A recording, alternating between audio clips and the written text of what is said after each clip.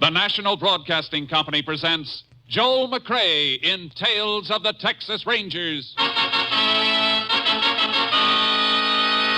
Tonight, transcribed from Hollywood, another authentic reenactment of a case from the files of the Texas Rangers.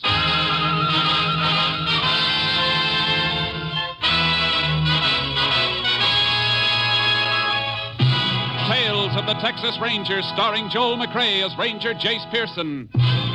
Texas, more than 260,000 square miles, and 50 men who make up the most famous and oldest law enforcement body in North America.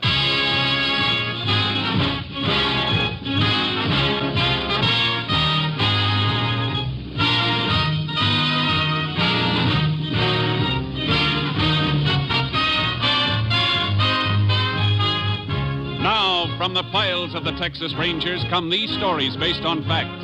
Only names, dates, and places are fictitious for obvious reasons. The events themselves are a matter of record.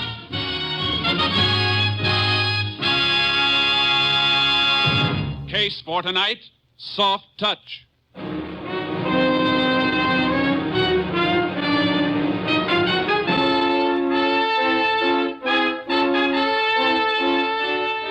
It is 11 a.m. on a Sunday in August 1949. A blue sedan comes to a stop in front of a ranch house 30 miles from the town of Salt Flats, Texas. Come on, kids. This is Grandma's house. Shh, What? Bill, Huh? let them sleep. We started so early, they're tired. Well, we can't leave them in the car. If we wake them up now, they'll never finish their naps. We'll bring them in a few minutes. Okay. Getting up at 4 a.m. was kind of early, even for them, huh? Hey, look. Pa's painted the windmill.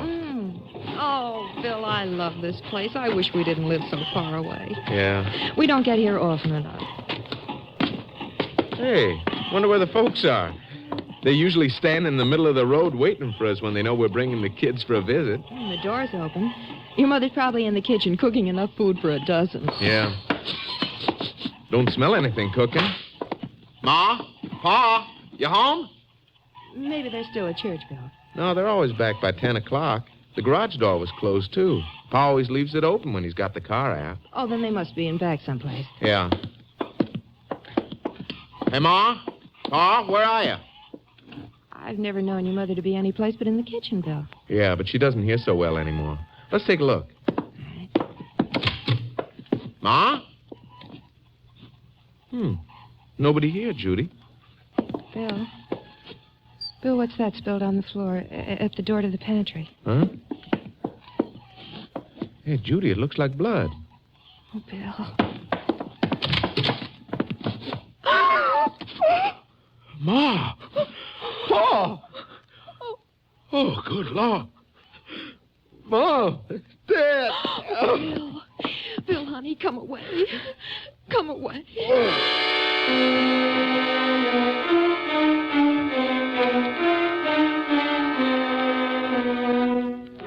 The brutal murder of the rancher and his wife was reported. Texas Ranger Jace Pearson was notified by shortwave radio. He reached the ranch house less than 1 hour after the bodies were discovered. I'm sorry to have to ask questions at a time like this, Mr. Ross. It's all right. My kids are asleep in the car, though. Mind if my wife takes them into town? I won't leave you here, Bill. Please, honey, I'll be all right. I don't want the kids to come in here or even know about this. Might be best, ma'am. I'll meet you at the hotel later. All right, honey. Better tell me anything you know, Mr. Ross. Yeah.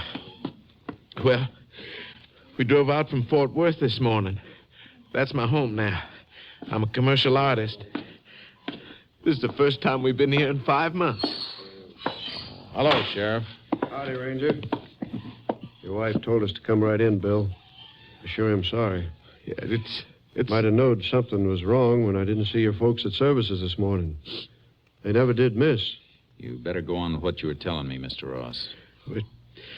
nothing else to tell. Judy noticed the blood in the kitchen by the pantry door. Okay. Better take a look at him, Sheriff. All right. Just one thing more, Mr. Ross. Your parents have any enemies you know of? No. Jed and Martha Ross never made an enemy in their whole lives, Ranger. Say, You don't want me to go in there with you, do you? No, it won't be necessary. Just take it easy.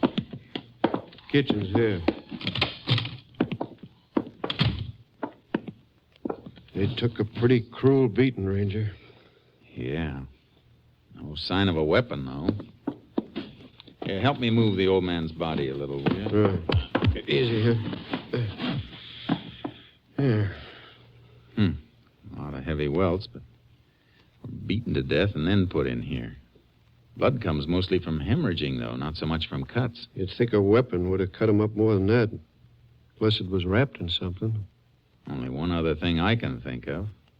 Bare fists. Mm-hmm. Hey, what's this? Let me see. Well, just a little hunk of paper. Yeah, crumpled, too. Piece of a larger sheet. Rest of it must have been torn away. It feels like a good grade of letterhead paper. Mean anything to you? Well, if we find the rest of the paper this came from, no. But if we don't, it could mean plenty. Like what? And the way this is crumpled might have been part of something the old man was hanging on to, and somebody tried to get it away from him. Mm-hmm. I'm going to send this into our lab at Austin. Looks like this happened sometime last night. That's something we'll know when we get an autopsy report.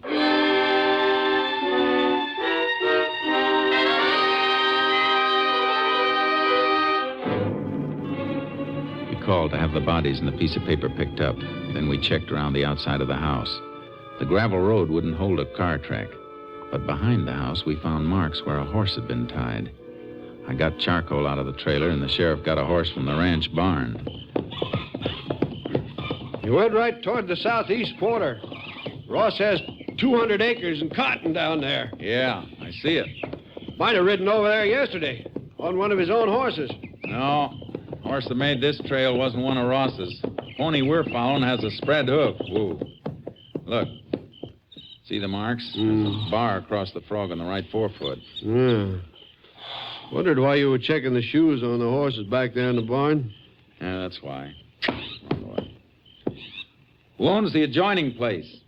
Other side of the cotton. Big Chuck Whitaker. Now, let's get moving. I want to have a talk with this Big Chuck Whitaker. Come on, Chuck. Hey, here, boy.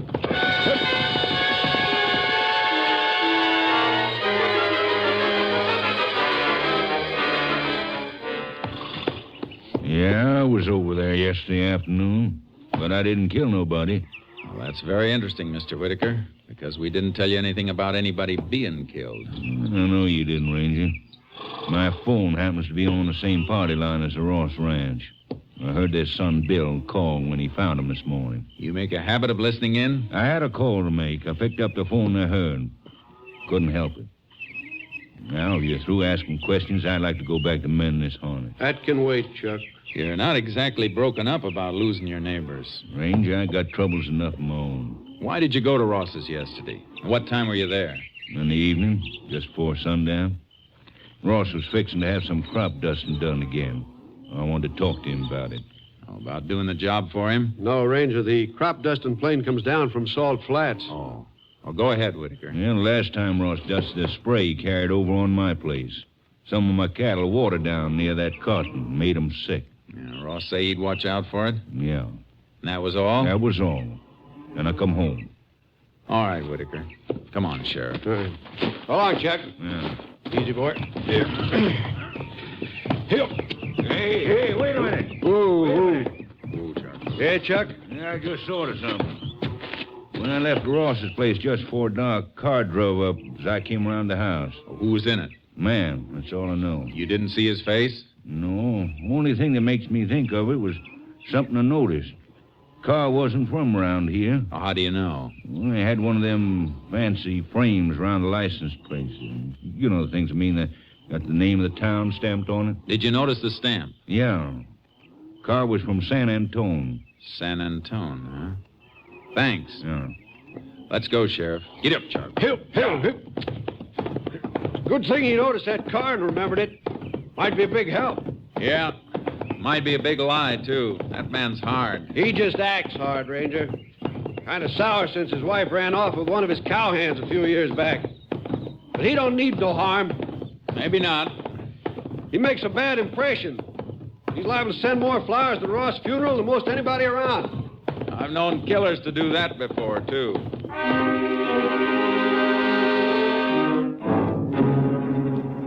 We checked other ranchers in the area, but we didn't get any information until next morning at the sheriff's office. Morning, Jace. Heard anything from your headquarters yet? No, waiting for him to call me now. And what's that, the autopsy report? Yeah. Medical examiner seems to agree with your idea. Death might have been caused by a beating with fists. Pretty thorough job of beating. You read this? Yeah. Old woman died of a broken neck. Struck right at the base of the brain. Rabbit punch. Yeah. Old man Ross hemorrhaged to death, like you said. Broken jaw, broken nose, ribs smashed in under the heart. Vessels ruptured from being beaten on the kidneys and in the solar plexus. I'd like to get my hands on anybody who'd do that. If you did get your hands on him, you'd have your hands full. Whoever did it was big, and he could hit.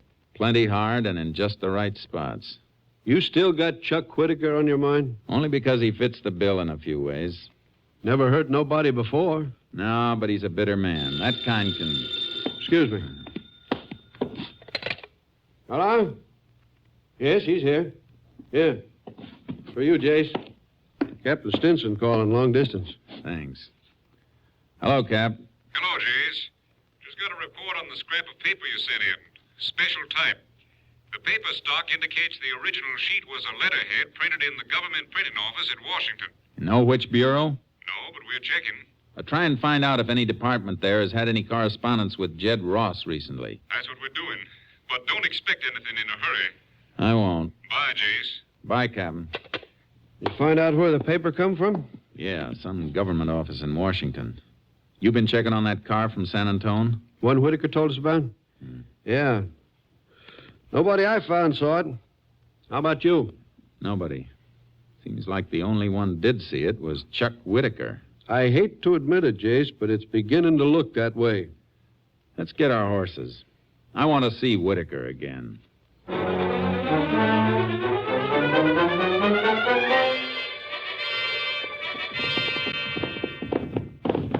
When you've known a man all your life, you hate to think he's a murderer. On the other hand, you hate to see a neighbor get killed, too. If Whitaker's telling the truth, he's got nothing to worry about. I feel mighty sorry for young Bill Ross. He was all busted up at the funeral parlor. Tough for him to take it alone, but he made his wife and kids go back to Fort Worth. He the only child? Bill? Yeah. Only one living, that is. Had a sister, Joan. Nice a girl as you'd ever see. What happened to her? She was a Navy nurse. Got killed at the Solomon Islands during the war. Rosses sure had that sheriff trouble, all right. Kind of trouble somebody ought to pay for. Hey, look. There's Whitaker now on a pony coming toward us. Just rode out of the gully. Yeah. Get up, Chuck. Up, boy. Oh, boy. You're coming back to see me, huh? That's right, Whitaker. You think I've been lying to you, don't you, Ranger? Now, take it easy, Chuck. Get one thing straight, Whitaker. I got nothing against you or any man, not personally. But I do intend to find the man who killed your neighbors. Well, then you can stop looking around my place. Sheriff, I rode out to meet you because your office called. You both wanted back in town. Why? Because I ain't blind and I ain't lying. One of the sheriff's deputies has found somebody else who saw that car from San Antone.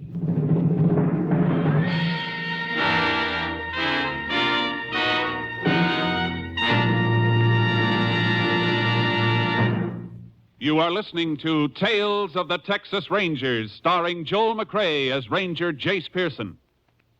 And now we continue with tonight's case, Soft Touch.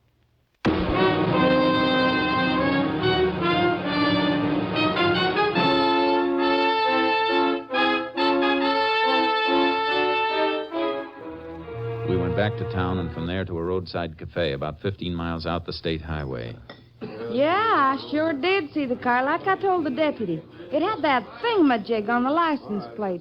Noticed it when I give him some gas. Are you sure it was on Saturday, huh? It sure was. About 5 o'clock, I'd say. I guess there's not much traffic from San Antone comes through here, does it, Sheriff? Nope, we're off the main U.S. highways. Anybody coming down here on a state road would have to have some business around here someplace. You remember the man in the car? No, I sure do. After I give him the gas, he come in for some coffee. Can you describe him? Oh, well, 3 days ago, but he's better than 6 feet, maybe 200 pounds. Then, of course, there was his face. What was wrong with it? Well, Sheriff, his face looked like he tried to bulldog a steer on rocky ground and lost. It sure was scarred up. He bleeding any place? Oh, no, Ranger. I didn't mean fresh scarred. Reckon he's looked that way for a long time. And when he left here, you drive on toward Salt Flats? He sure did. Wasn't nobody else in here when he stopped nor when he left, so I didn't have nothing much to do, and I was watching when he drove off. Well, he was going in the direction of the Ross Ranch, all right. Yeah. But who was he? That's what I'm going to find out if I can. Bill Ross said he's a commercial artist, didn't he? Yeah, why?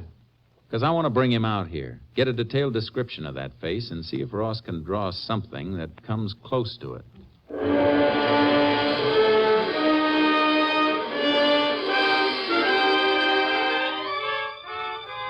We sent for Bill Ross, but before he joined us at the sheriff's office, something else turned up. A long-distance call from Captain Stinson. We found out what that letter from Washington might have been, Jace. Good, Captain. Let's have it. Well, it might have been from the Veterans Administration. Answer to a letter Jed Ross wrote asking if they had any record of a United States Marine named Herbert Walsh. What else? Well, for some reason, Ross wanted to know if there really had been a Herbert Walsh in the Corps, and especially if he'd been wounded and hospitalized in the Solomon Islands. The piece of paper you sent in might have come from the answer the Vets Administration sent to Ross. What was the answer? There's no record of a Herbert Walsh, Jace. Does it fit anything? I don't know, Captain. But the Rosses lost a daughter in the Solomons, a Navy nurse. Bill Ross just came in with the sheriff. I'll get on it. Bye. Bye, Jace. Ross, does the name Herbert Walsh ring a bell with you? Yes. Yes, Ranger, it does. My father told me about him in a letter 2 months ago. You know who he is? No, I never saw him. Folks wrote that he stopped by the ranch and told him my sister had taken care of him in the Solomons before she got killed. Is that all? No. According to my father's letter, Walsh gave my folks the idea that he and my sister had been very close. Had your sister ever mentioned him in letters to your folks when she was overseas? Well, they couldn't remember, but we were awful fond of my kid sister, Ranger. Anybody who'd known her would have found an open door with my folks. Somebody found one, all right. 2 open. What do you mean? There isn't any Herbert Walsh. What? But my pa gave him some money. When? Did he write to you about that? No, but I've just been going over my father's affairs. In the past 2 months, he loaned Walsh several $100s. I have the canceled checks. Where are the checks? At the lawyer's office on the corner. I want to see where those checks were cashed. Come on. Jace, you figure this Walsh is a phony working the old war buddy racket? Of course he is, but with a new angle. A dead girl. What do you mean? I mean that families of servicemen and women open their hearts too easily to strangers they think might have been close to somebody they loved. You mean Walsh killed my family? Your father must have suspected him.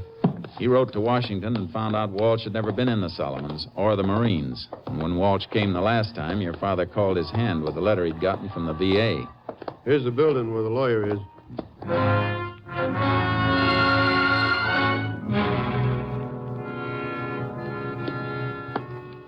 Here are the checks, Ranger. 4 of them, total of $600. Endorsed by Walsh. Cashed for him by merchants in San Antone. That car came from San Antone, Jace. That sure fits. It sure does. Let's get out to that cafe and get that sketch drawn up.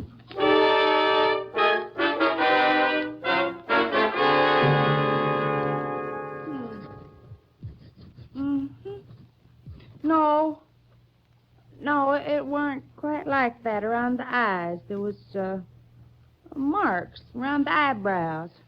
She means scar tissue. Oh. See, eyes deeper set then.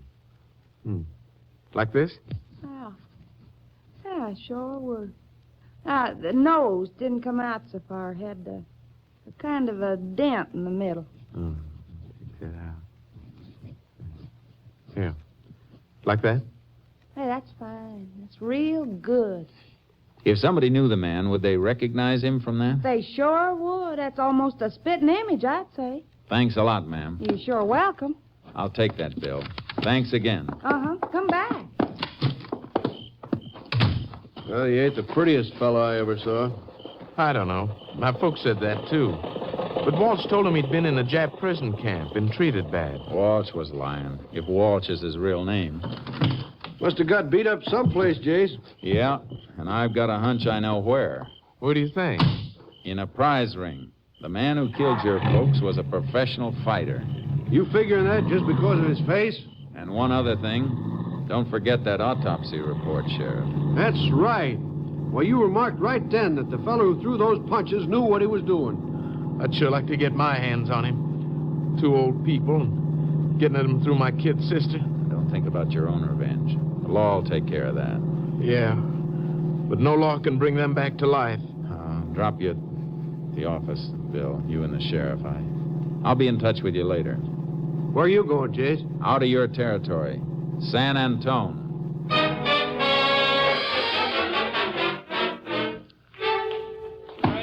All right, come on, Chris. Throw that 1-2 faster. Faster! Come on, roll with it. That's it. Now, let me see, Ranger. Well, I've seen that face before, sure. Oh, yeah. Well, been some time, but he used to train here, all right. Heavyweight. Wait a minute. Hey, Pop, come here. Oh, come in, Mike. Pop is the world's oldest fight fan, knows every fighter in his record for the past 50 years. Maybe he can tell you something. Yeah. You know, what can I do for you? You know a man who looks like this? Yeah, I've seen him before. His name Walsh? Walsh, nothing. That's Eddie Pola. Never did amount to anything. Had a punch like a bull ox, but no science. Wide open for a left hook. Had 31 fights and ended Yeah, up... fine, Pop. Hold it. Huh? Ranger don't care about all that. The main thing I want to know is, when did you see him last? Oh, 6-7 years ago. Well, that long ago? Oh, ain't long enough to suit me. Pola never should have been allowed in the ring. He wasn't the kind of fighter that loved the sport. He liked to hit men to ruin them, that's what. And you have no idea where I might find him? Well... Not me, Pop. No. Well, thanks for your help. Yeah, you're welcome, stranger. Well, sure. Glad to help, Ranger. Hey, wait a minute, Ranger. Yeah? I just remembered. There was a gal Pola used to hang out with. Name was, Dolly Richards. She might know where he is. Well, you know where I might find her? Well, she used to work in the box office of the Empire Theater. That's all I know. Thanks. I'll try it. You planning to arrest Eddie Pola? That's my plan, all right. Why? Well, don't surprise me none, you understand, but let me give you some advice. Go ahead. Watch yourself in the clinches if you find him, Ranger. He's tougher than 9 miles of unpaved road. He's bad medicine. And he won't be fighting by the rule books if he knows you want him. Thanks, Pop. I'll be careful. Being careful ain't enough. Get off first. Remember, he's a sucker for a left hook. If he gets a chance to hit you good, he won't stop till he kills you.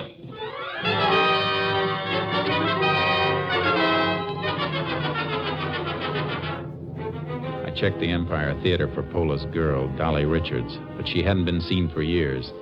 I put through a call to headquarters asking them to check auto registration for one in Pola's name. It was late afternoon when Captain Stinson got back to me by phone. The car he was using must have been stolen, Jace. There's nothing registered in that name. You checking for a criminal record on him? Yeah, but there's nothing in this state. We're checking with other states, though. I just sent teletypes off. I'll have to wait a while then. Nothing else you can do, Jace. So long. Hey, wait a minute, Captain. What? Take one more crack at the License Bureau in Austin. See if they have a car registered to Dolly Richards. Dolly Richards. Well, who's she, Jace? Pola's girlfriend? She was. Let's hope the torch is still burning. I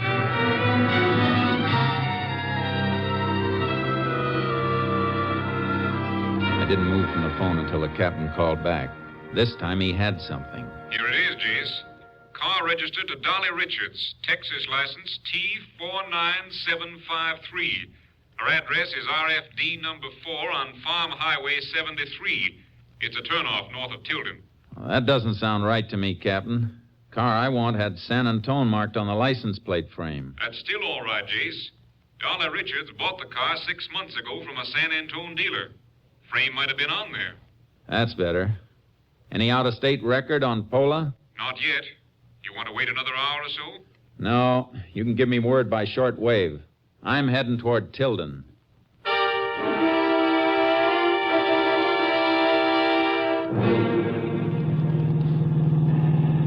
KTXA to Unit 10. Unit 10. Go ahead, KTXA. Report on subject Eddie Pola. Served 3 years Leavenworth, impersonating Army officer and using mails to defraud. 1 year Oklahoma State Penitentiary for fraud. 1 year Louisiana assault. 10-4, Unit 10, clear. KDXA Austin.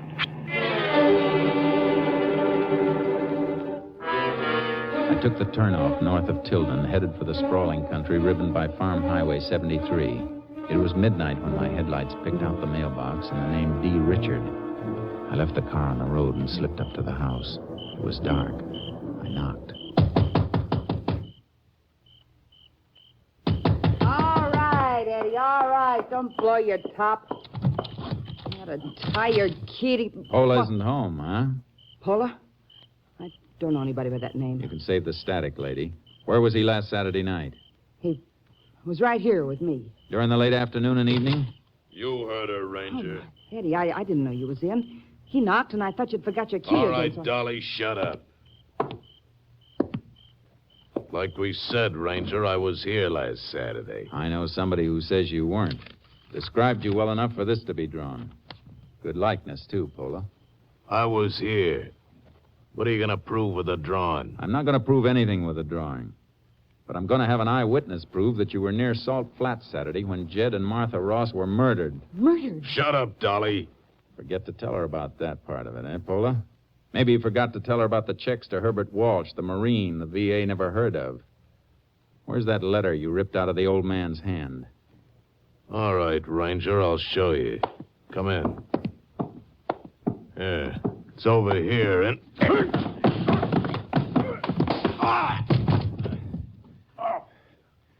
The old boy at San Antone Jim told me you were open for a left hook, Pola. Now, don't try that again. Get on your feet and turn around. You too, miss. Why me? So I can cuff you together. What are you taking me for? For harboring a murderer. And to give you a chance to decide whether you want to stick to your story or tell the truth. All right, move.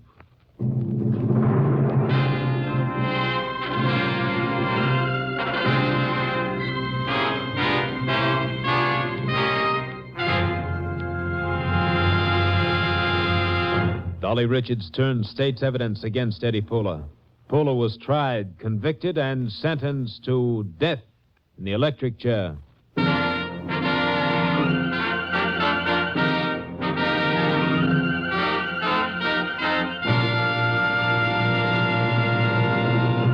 And now here again is the star of our show, Joel McCrea. Many years ago, a group of Texas Rangers had a showdown battle with a notorious band of killers. Several days later, the Rangers assigned to the case staggered back to their headquarters, showing the marks of combat, many of them badly wounded. The captain of the company, too impatient to wait for a written report, went to the barracks where the men were cleaning up and tending to their wounds. What happened, the captain asked. There was silence for a moment as the Rangers looked up at him. Finally, one of them said, "Oh, nothing much, Cap. We had a little shooting match, and they lost. Good night, folks. See you again same time next week." Next week, Joel McCrea in another authentic reenactment of a case from the files of the Texas Rangers.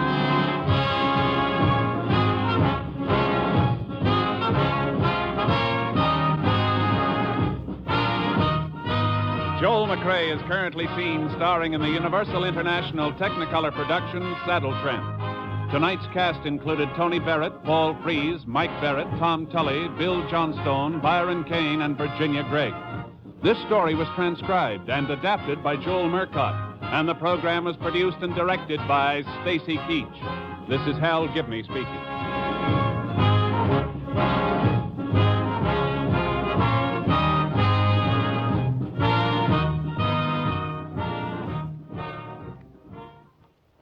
Three chimes mean good times on NBC. The chimes are really excited about a big show. In fact, it's the big show. An hour and a half every Sunday with Tallulah Bankhead as Fem C, and starring Jimmy Durante, Fred Allen, Jack Carson, Groucho Marx, Jose Ferrer, Meredith Wilson, and many, many more. All this and Tallulah, too. No wonder it's the big show. The premiere date is Sunday, November 5th, just 1 week from today. Phil Harris reminding you that next it's Theater Guild on NBC.